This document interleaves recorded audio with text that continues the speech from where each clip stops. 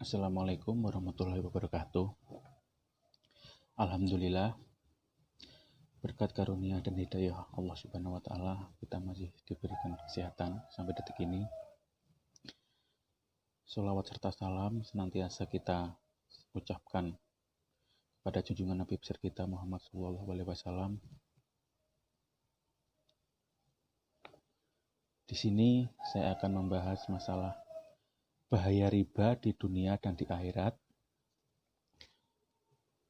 Membiasakan diri kita untuk meninggalkan dan menjauhi dosa merupakan cara untuk menjaga kualitas iman, Islam, dan takwa kita kepada Allah Subhanahu wa Ta'ala.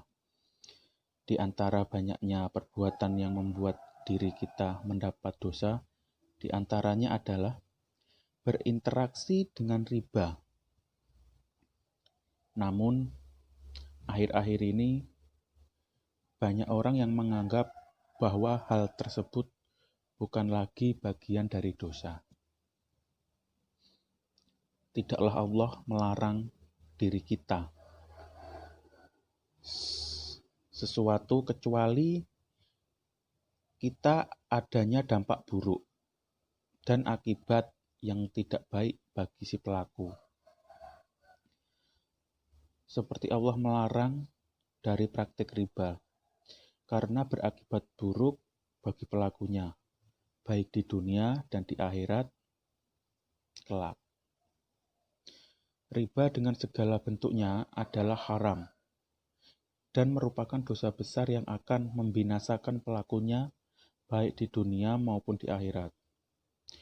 Sebagaimana firman Allah dalam surat Al-Baqarah ayat 275.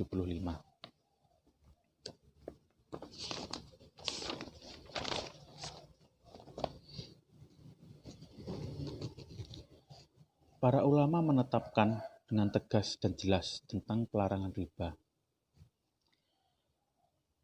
Disebabkan riba mengandung unsur eksploitasi yang dampaknya merugikan orang lain.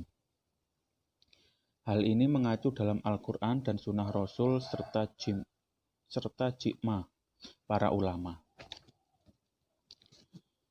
Bahkan dapat dikatakan tentang pelarangannya sudah menjadi aksioma dalam ajaran Islam. Beberapa pemikir Islam berpendapat bahwa riba tidak hanya dianggap sebagai sesuatu yang tidak normal, akan tetapi merupakan sesuatu yang mengakibat aktivitas perekonomian masyarakat hingga orang kaya akan semakin kaya, sedangkan orang miskin akan semakin miskin dan tertindas. Praktek riba dengan segala bentuk dan wacananya justru akan berdampak buruk bagi perekonomian setiap pribadi, rumah tangga, masyarakat, dan bahkan perekonomian suatu negara bisa hancur porak-poranda. Disebabkan praktek ribawi yang dilestarikan keberadaannya itu. Riba tidak akan bisa mendatangkan berkah sama sekali. Riba bukan cuma persoalan umat Islam saja, tetapi berbagai kalangan di luar Islam pun memandang serius persoalan riba. Kajian terhadap masalah riba dapat dirunut mundur, sehingga lebih dari 2000 tahun silam. Masalah riba telah menjadi bahasan kalangan Yahudi, Yunani. Demikian juga Romawi. Kalangan Kristen dari masa ke masa juga mempunyai pandangan tersendiri mengenai riba. Sepanjang sejarah, semua agama telah mengharamkan riba. Dalam kitab suci Al-Quran yang menjelaskan pengharaman riba, tercatat dalam 4 tahap dalam pelarangan riba.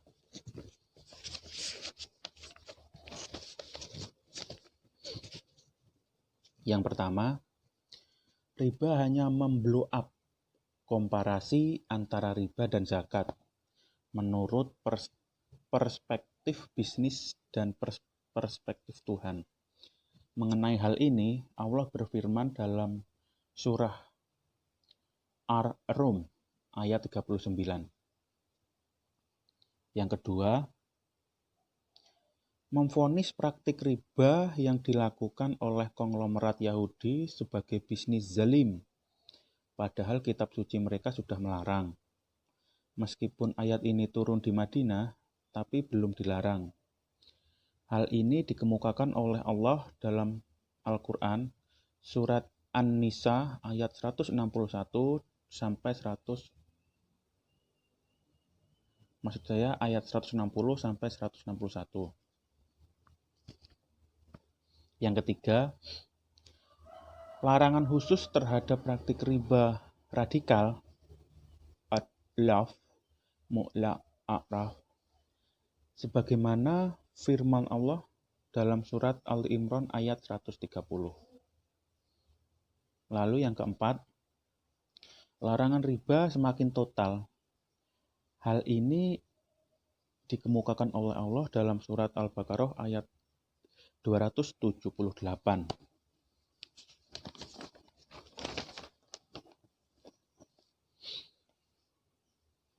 Selanjutnya, sungguh banyak dalil Al-Quran dan hadis yang menjelaskan tentang riba.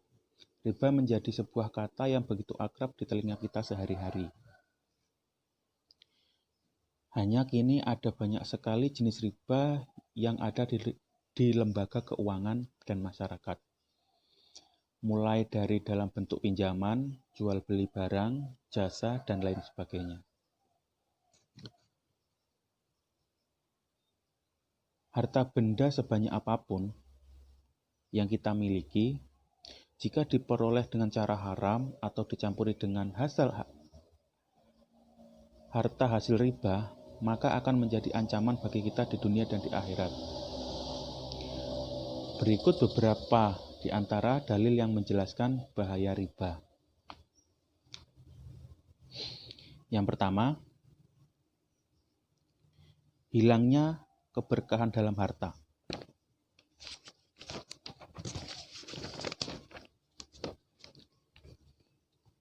Sudah dijelaskan dalam Al-Quran, surat Al-Baqarah 276.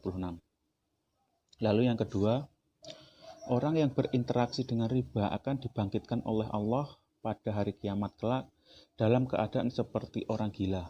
Masya Allah.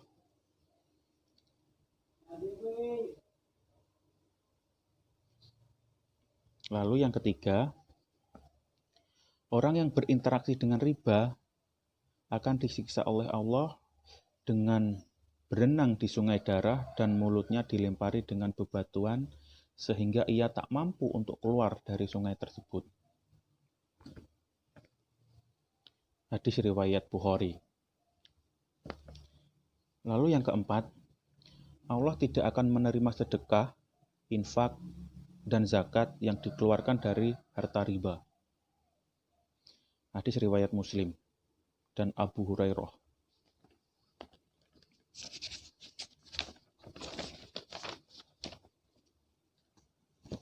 Lalu yang nomor 5, doa pemakan riba tidak akan didengarkan dan dikabulkan oleh Allah.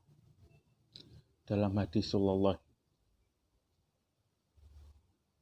hadis riwayat Muslim.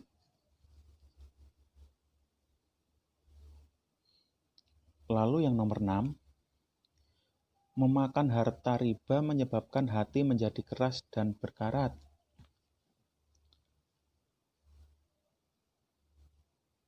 Quran surat Al-Mutafi'in ayat 14. Nomor 7, badan yang tumbuh dari harta haram dalam kurung hasil riba, korupsi, dan lain-lain akan berhak disentuh oleh api neraka. Hadis riwayat At-Tirmizi.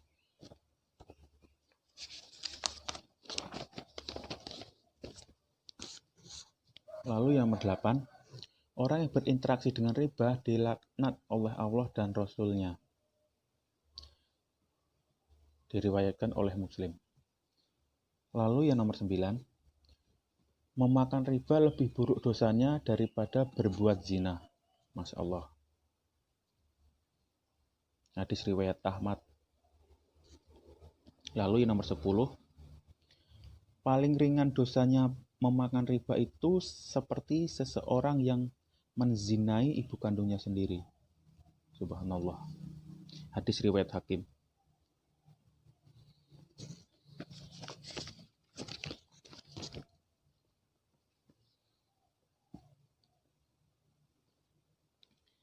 Semoga Allah Subhanahu wa taala melindungi kita semua dari berbagai macam bentuk riba dan bahayanya. Dan semoga Allah menganugerahkan kepada kita rezeki yang halal, rezeki yang banyak, penuh berkah. Amin. Di samping itu, terdapat beberapa penelitian menyatakan bahwa praktik bisnis ribawi mempunyai dampak terhadap perekonomian.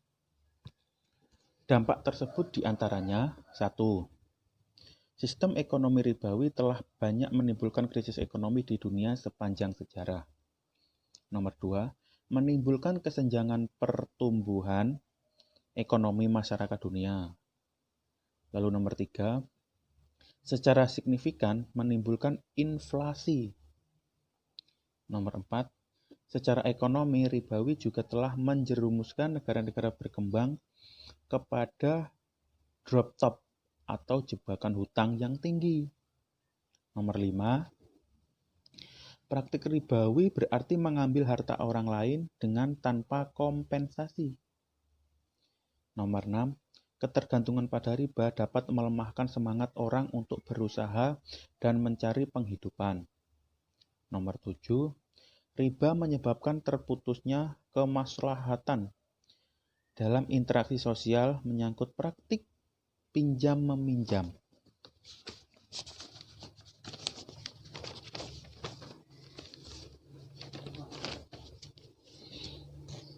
Dengan fakta tersebut, maka benar bahwa sistem ekonomi ribawi tidak menumbuhkan ekonomi di masyarakat, tapi justru menghancurkan sendi-sendi perekonomian negara, bangsa, dan masyarakat secara luas. Demikianlah beberapa bahaya dan bencana besar serta pengaruh buruk yang akan dirasakan oleh setiap orang yang berinteraksi dengan riba. Bukan hanya berdampak pada pribadi, namun juga keluarga, masyarakat, dan bahkan perekonomian suatu bangsa dan negara.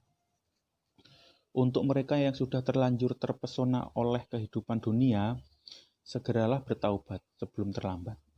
Untuk yang belum melakukannya, berhati-hatilah dan mintalah pertolongan Allah agar senantiasa tetap di jalannya.